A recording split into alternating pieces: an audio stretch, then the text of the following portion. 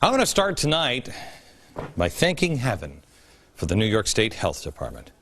It's not often I say something like, that's kind about a massive, bloated government state agency filled with mindless bureaucrats who do nothing but bankrupt the state by bogging it down with needless red tape. But this time they've outdone themselves. They have quite possibly saved each and every child in the state of New York from severe injury and possibly death. Well, how did they do it? After hours, I'm sure, of painstaking, expensive research conducted by the top minds in the country, state officials have identified and listed risky activities for kids at summer camp. It's an amazing list, because I never had any idea that some of these activities could pose a severe risk to children. Here's the list. Freeze tag, wiffle ball, kickball, capture the flag, red rover, send someone right over. And of course, dodgeball. Yes, if I hadn't been thinking fast, I could have been hurt, maybe even killed on live television. Thank Jesus that the state of New York is looking out for you and your children. All they mandate in return is that any group doing at least 2 of these activities, now try to put this into your head, it's a summer camp, for the love of Pete. Imagine your kids are gone for a week and they would play, let's say, freeze tag and wiffle ball. Oh, you can't have that. Not in the state of New York. No. No. Damn it. No, man.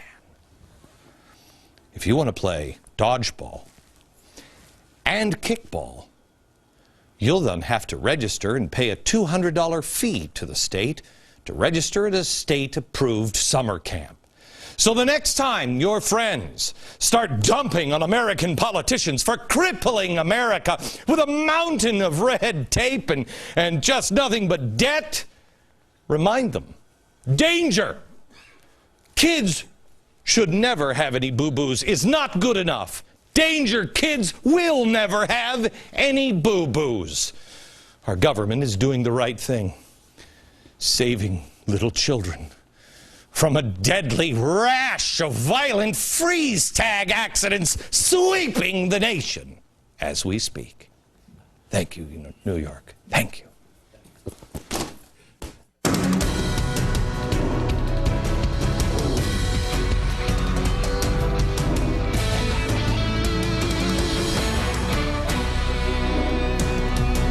Oh, but that didn't seem sarcastic to you, did it? Because I meant it from somewhere in this general area. Hello, America. I'd like to ask you if you can recall a period in history where the government was so intent on making sure that our kids are safe. Give me the ball again. Don't be careful. Walk it over here, Aaron. Don't just throw it. I could be killed. I could be killed, America. Careful, careful, careful, careful, careful, careful.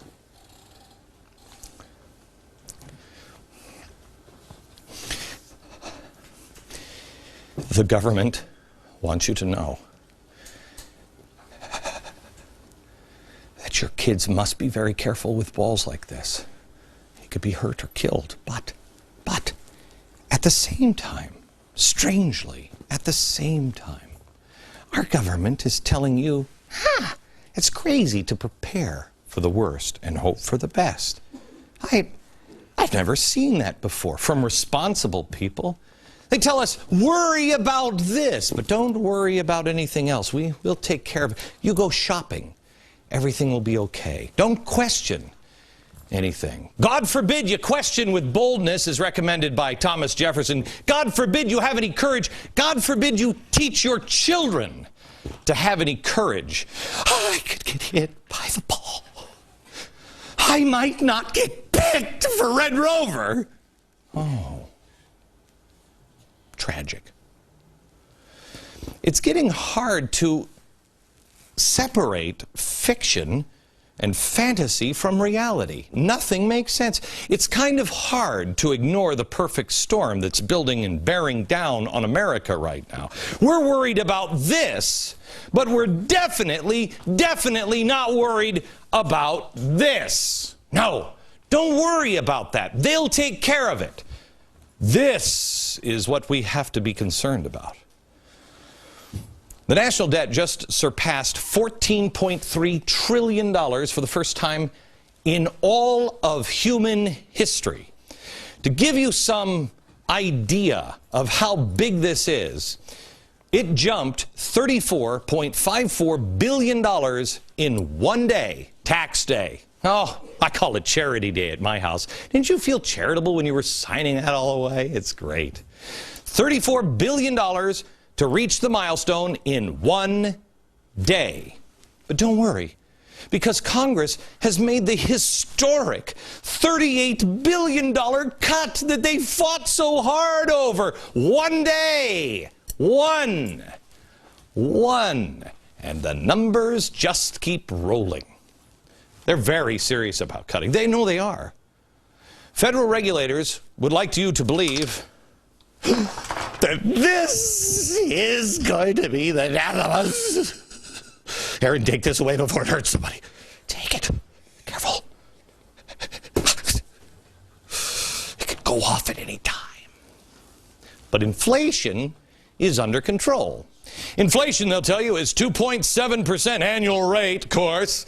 However, if we use not this calculation, the calculation we're using now, but the way we calculated inflation, I don't know, since the beginning of time until 1980, which the government changed to mask inflation, real inflation is actually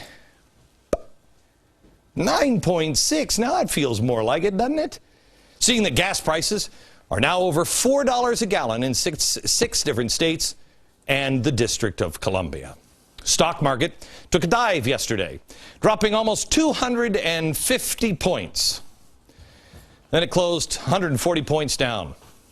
Gee, I wonder if there's somebody, the Fed, that had a lot of money, the Fed, that could swoop in at the last minute and help this out, the Fed. I'm wondering, do you think? Now, what would cause the markets to tank? Because nothing is making them. Revolution, where we get all of our energy. No, just keep pouring the money into the stock market. Isn't it great that Wall Street is winning? We warned back in 2008 of what happened yesterday. 2008, 6 or 8 months before President Obama was elected. Watch. The credit of the United States will be downgraded. The rest of the world will know we're not serious by any stretch of the imagination. In a very short period of time, foreign governments will say, I'm not loaning these people any money because they can't pay it back. Glenn Beck is crazy, man. Glenn Beck, while kids are dying from wiffle ball, he's talking about this. That's 2008, under George W. Bush. Wow, was I dangerous back then? Yeah, because that's what they called me. Dangerous or accurate? Have to ask yourself, is the worst behind us? Will food and gas be more or less expensive in the future? Is my retirement safe? The spending in Washington, does it make my dollar worth more or less? Are there things that I can do to protect myself? Yeah, okay. The worst is not behind us. Food and gas is going to be more expensive. Your retirement is not safe. The spending in Washington is going to crush the dollar. Are there things you can do to protect yourself? Yes. Then it gets you down to this question. Why would someone urge me to remain unprepared? Why? Why? Well, I'm sure they believe that the market recovery is fantastic. Let me show you a chart from the Business Insider. Oh, wait a minute. Hang on just a second. Let's see. Is there a higher probability of a 20% rally or 20% pullback? Okay, this was in January of this year, and it looks like 70% said it's going to be a rally. Now in April, all of a sudden it was like, okay, this is very rare to have this flip happen like that. The markets are reacting yesterday to the S&P downgrading the outlook for the United States credit rating from stable, that's us, to negative, freak out, there might be a game of wiffle ball. Now, how significant is this downgrade? Well, in 2 decades, 5 AAA-rated countries have been assigned negative outlooks. First time in 70 years that the agency cut our long-term outlook from stable to negative. You know what? You know why they did that? 70 years, go back in the time machine, 70 years, what event made us lose stable as the credit rating? Oh, that's right. Pearl Harbor. Now, you have to ask yourself, if that's the last time we lost this rating, what was it? Because that's when everybody's like, freak out. Something bigger than wiffle ball may be falling on your head. What is it now that is making us, what is our Pearl Harbor today?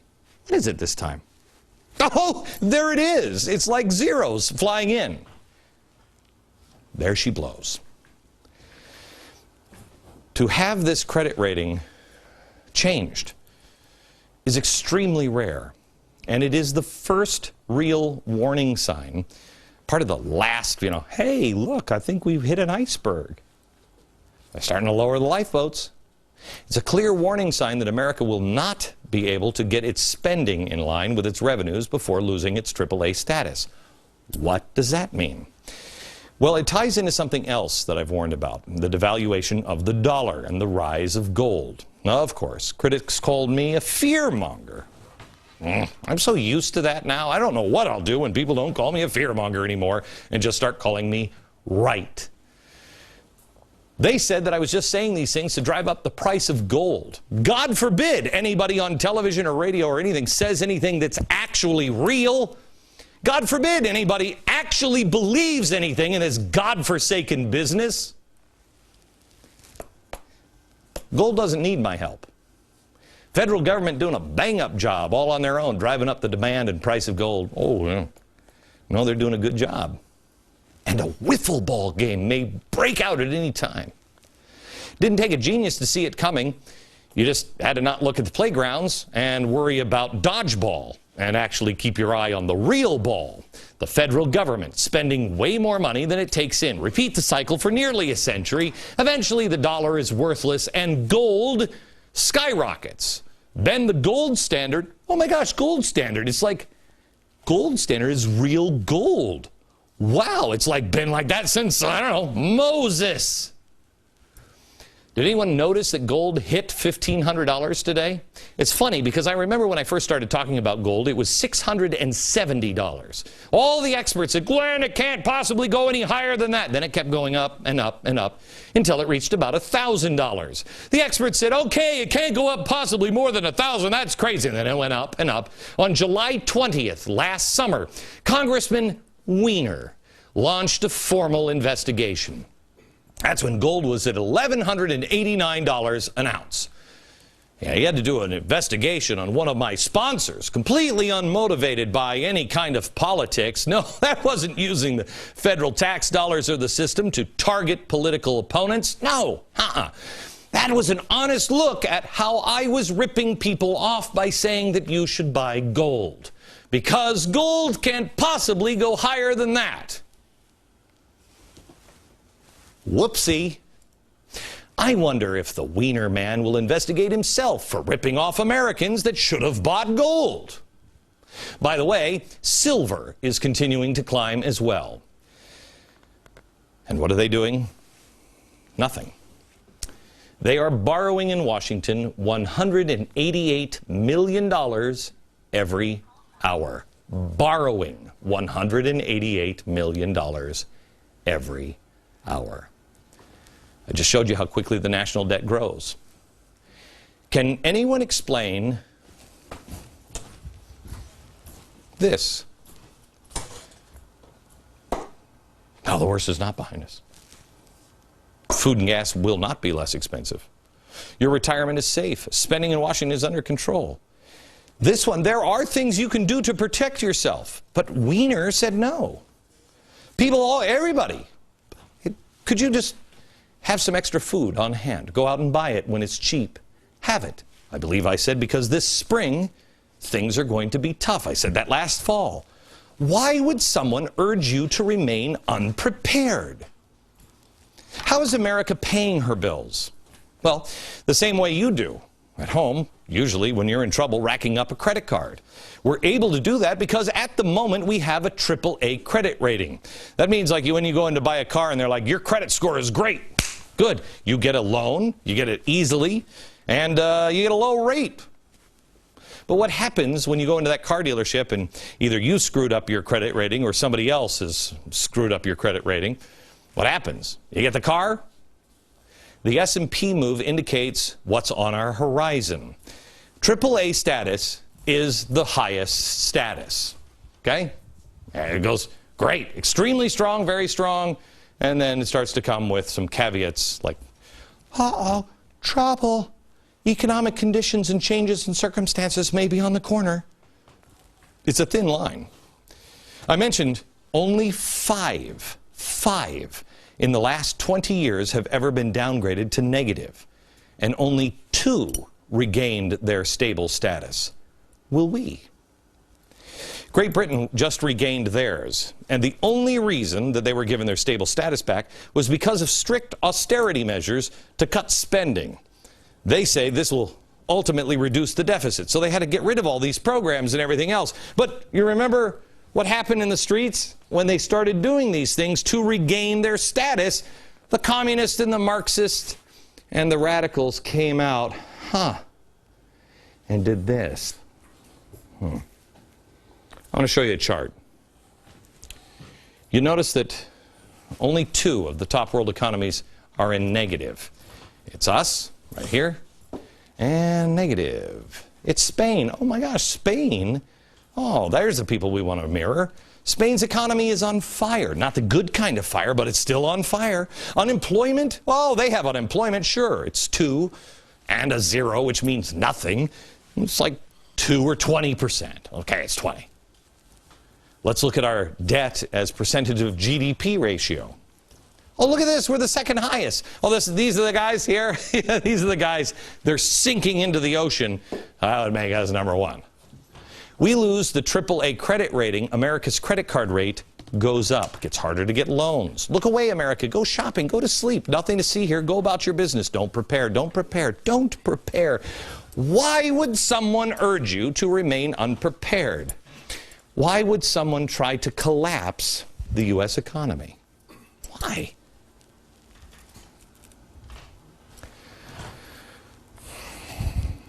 We just watch them rack up more debt.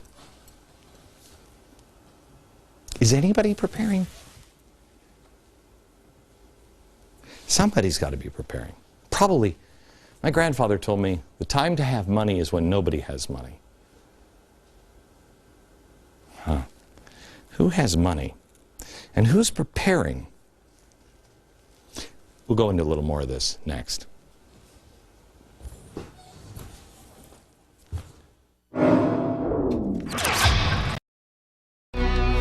Just came over the wire. Day camp, risky games. New York backs off. New York State health officials have yanked a set of proposed guidelines for what were initially deemed risky day camp games like Red Rover and kickball. So it could... That's so ridiculous. Okay. So anyway, it's they have backed off it. America, you have won. We can... Come on, Aaron. Give it to me. Give it to me. Give it to me. Give it to me. Give it. It's not risky now. You can just throw it. Yeah. Yeah. Okay.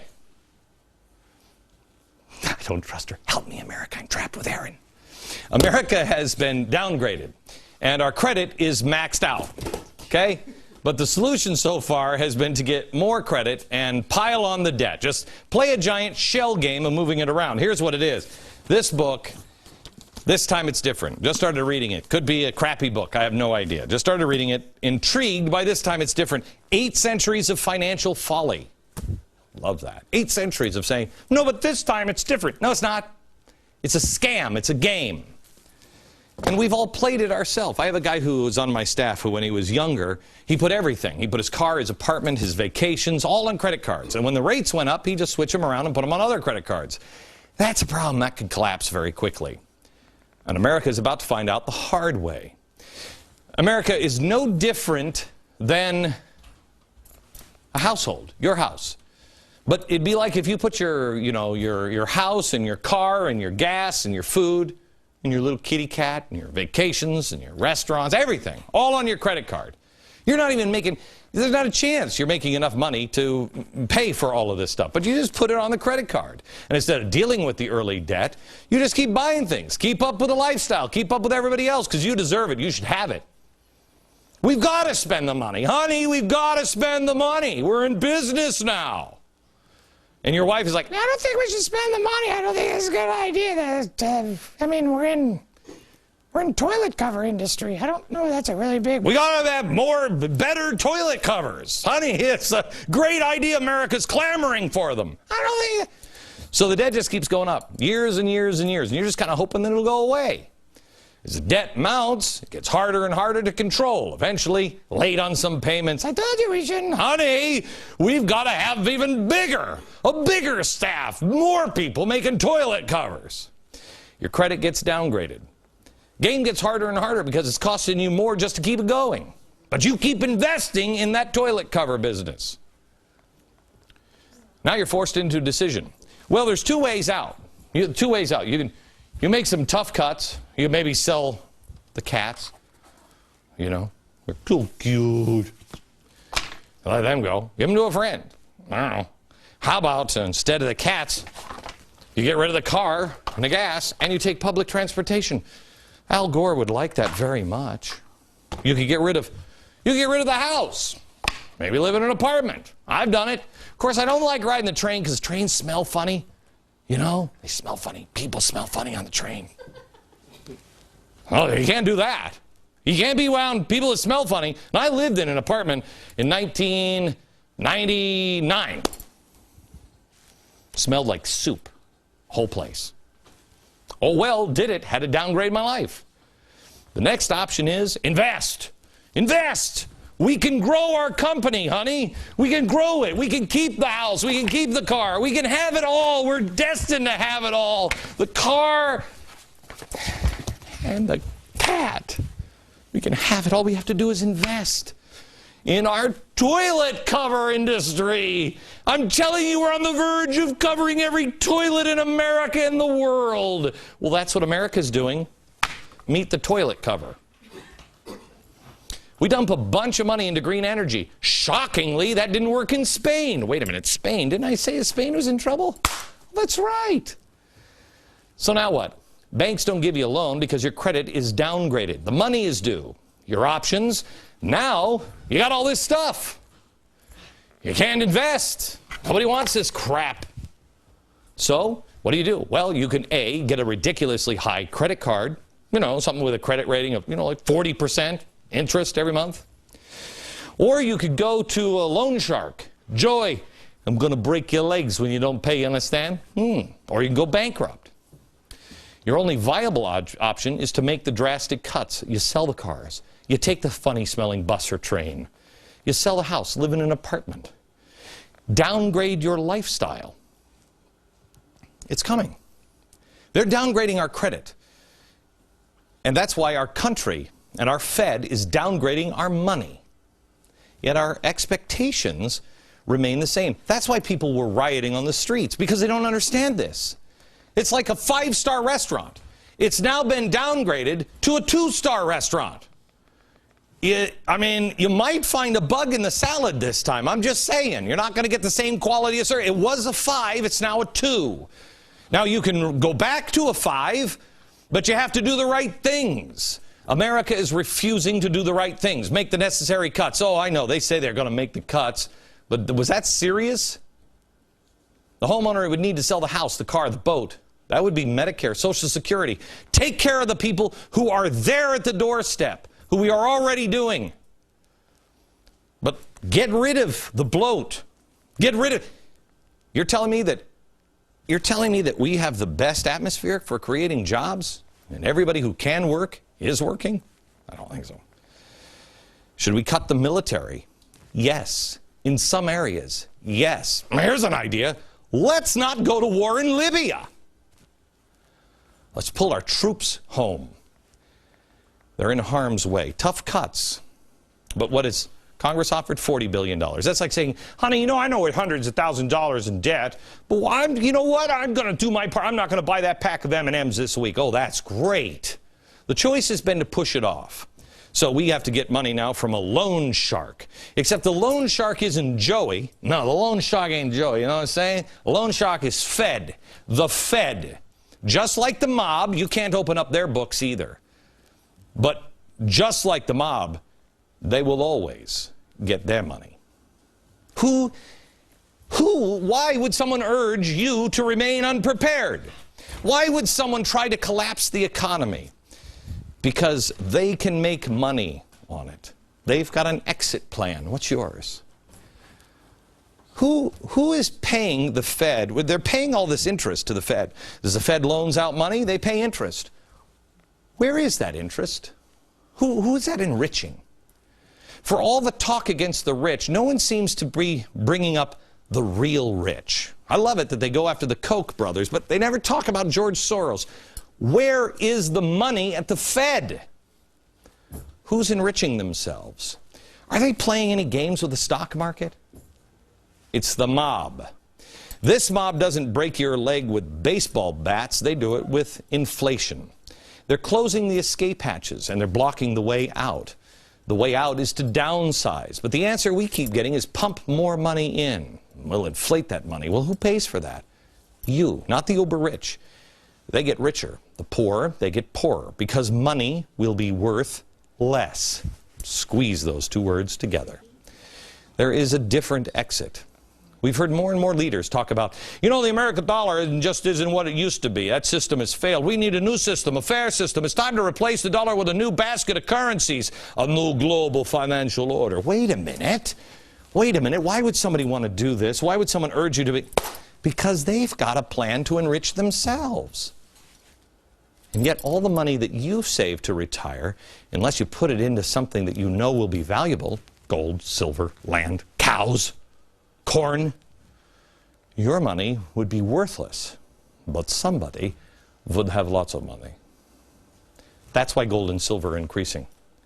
People are seeing this coming. You know the University of Texas just bought $1 billion worth of gold? Not paper gold, solid gold, the bullion. They had it transferred to them.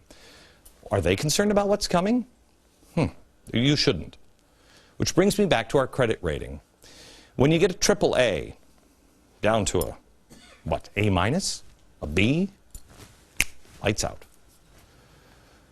Why do you think the left is preparing for riots in the streets? Why do you think I've been saying right here, enlightenment, education, empowerment, and entrepreneurship? Be creative, be good, be decent. Build a lifeboat for others because it's unsustainable.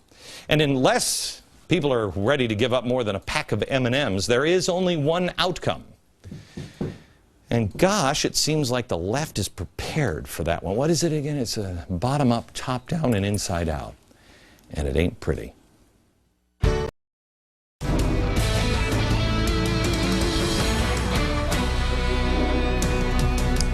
I was fascinated by the president's Passover message. I thought it was interesting.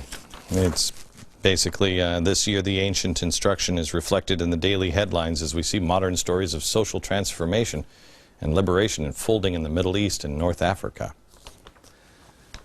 Most of us know the basic story. The Hebrews had been in bondage for 400 years and then came Moses. I don't think this is an actual videotape of the actual event, but it's close enough. Moses went to the Pharaoh, a brutal dictator, enslaving the Hebrews. He tried to convince them to set the Lord's people free. The Pharaoh's heart was hardened. God sent 10 plagues, final plague, angel of death, to take on the firstborn of every Egyptian family in Egypt. So the Hebrews paint the doorframe with lamb's blood, so the angel will pass over their homes, spare their children. As the angel visits Egypt, the Hebrews have dinner with a ceremony. And it is a symbolic dinner. Food to remind them of the trials in Egypt, and what the Lord was doing for them then and what the Lord is doing for them now. It's the Seder that is still commemorated today. Finally, Pharaoh told Moses, okay, get your people and get out.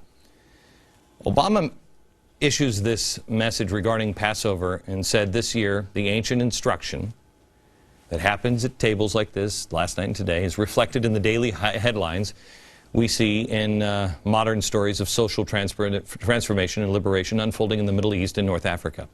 Against the backdrop of change, we continue to pray for peace between Israel and her neighbors while reaffirming our enduring commitment to Israel's security. Really? Really? At this sacred event, bringing up social transformation and liberation of the people who have vowed to go to war with Israel as soon as they're free, who have sworn to destroy them, to annihilate them, to kill every last one, to shoot them from their wheelchairs, people who have expressed their intense hatred for Israel and the Jews and America during that transformation. This, to me, this statement is at the very least amazingly insensitive. By the way, his next sentence was, as Jewish families gather together for this joyous celebration, let us be thankful for the gifts that have been bestowed upon us, and let us work to alleviate the suffering, poverty, injustice, and hunger of those who are not yet free. Is it a stretch to think that the president is referring to the Palestinians there? He just referred to Egypt, whose leaders are promising war. I don't think it's much of a stretch. The world wonders why it is that most Americans sympathize with the Israelis in their continual battle with the Palestinians in the Arab world. I don't think it's that hard to understand. Israel is a democracy. It's the closest thing to what we understand as freedom in the entire Middle East. We relate to that. But maybe more importantly, we share common values. The Pilgrims, this is one of the best books ever. America's Prophet. It's about Moses. The Pilgrims settled here and believed that they were finishing the Moses story, coming to the Promised Land. They had to cross the sea, arrive in an untested wilderness, and build their homes and their lives in a promised land. On the Atlantic, their leader, William Bradford, proclaimed their journey to be as vital as Moses and the Israelites when they went out of Egypt. And when they got to Cape Cod, they thanked God for letting them pass through their fiery Red Sea. Read this book. The story is the same for America and Israel and all over the world. But the Pilgrims didn't want to destroy and kill the Jews. With Israel, Americans have a shared culture, shared history and values. We have been close allies since their inception. Actually, Israel was born because Harry Truman stood alone and suggested that England should keep their word, something they promised the Jews, that they would have a homeland since, I believe it was World War I, wasn't it? There have been occasional bumps in the road with our relationship with Israel, but we have stood by them when no one else would. But now I fear that seems to be changing. For an American president to bring up Muslim nations whose liberties, who their revolutions have brought out leaders announcing themselves as sworn enemies of Israel and Jews at a Seder, to me, goes beyond insensitive. Beyond insensitive. It's a slap in the face, especially when you know the history of this administration and what we have already done to Israel. More in a minute.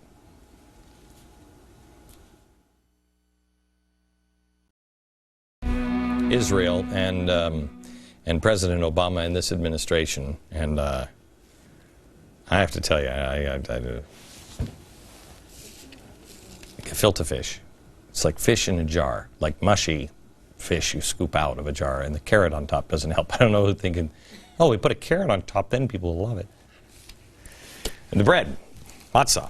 You know why the bread is like this? Because they didn't have time to wait for the bread to rise. That says something. You don't have time for bread to rise. It means you're on the run, and you're used to being on the run. And remember how fast things can change. I'm reading a book right now at my office about the Jews in, I think it's Amsterdam. You'd better be prepared to run. The president's beloved revolution that he wanted everybody to remember on the Seder dinner ended with Egyptians surrounding the Israeli embassy. Here's the story. Egyptians march on the Israeli embassy. Arab newspaper reports say protesters burned Israeli flags, handed out flyers calling for a third intifada to be held on Nakba Day. Nakba Day. More than 1,000 marched on the Israeli embassy. The protesters demanded cutting all diplomatic and financial ties with Israel and opening the crossing between Egypt and Gaza. They're calling for the intifada on Nakba Day. Nakba Day. What is that? Nakba Day is the day of catastrophe. They celebrate that every year on May 15th, the day of catastrophe. That's what the Palestinians call it, people in the Middle East. But May 15th is also the celebration of the creation of Israel. Day of catastrophe, Independence Day. So thanks again, Mr. President. Lovely reference for Passover. Will you be celebrating, the Serbs, Krsna Slava, at your next dinner with the Croatians? I mean, maybe you could congratulate the Hutus over coffee with the Tutsis. I'm just saying. The slaps are getting harder and harder for the average American to ignore, but are they even seeing them? Some people that know that they have to move fast at times. Do you have the courage to stand up and make sure that this doesn't happen again in your lifetime? For anybody. Do you have the courage? And do you have bread that won't break in half like that? Israel must have our support. And I'm not talking about military support. I'm saying they must have our support as a people. They have a right to survive and to be free from extermination and the people who want to vaporize them. They have a right to defend themselves. Will Americans stand up and say that? A right to hold on to the land taken as a buffer zone between them and people who want to kill them all the time. That's the only support they need. They need courageous friends that will stand up and say they have a right to survive. That's the support they deserve, the support that they have earned, and the support that is required.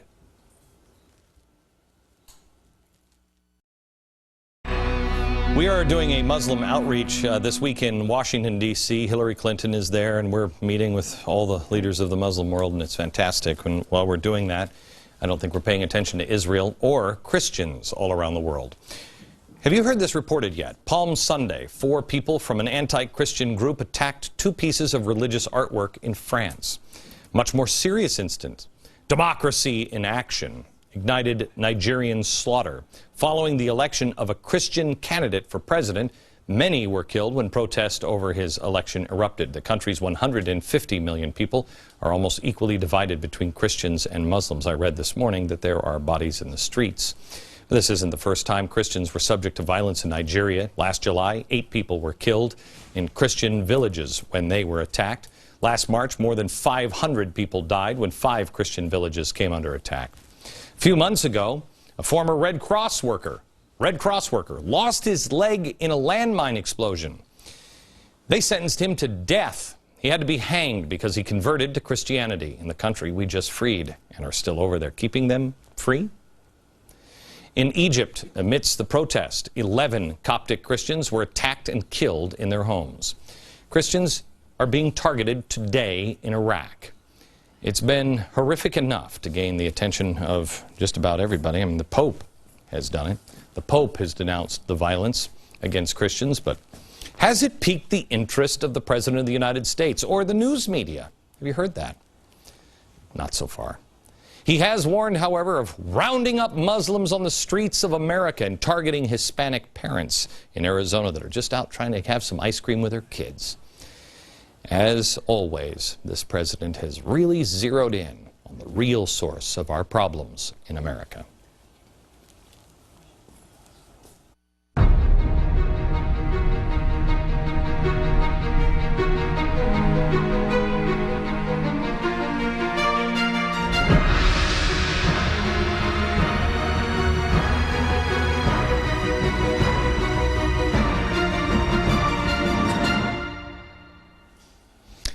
The final chapter begins on Friday.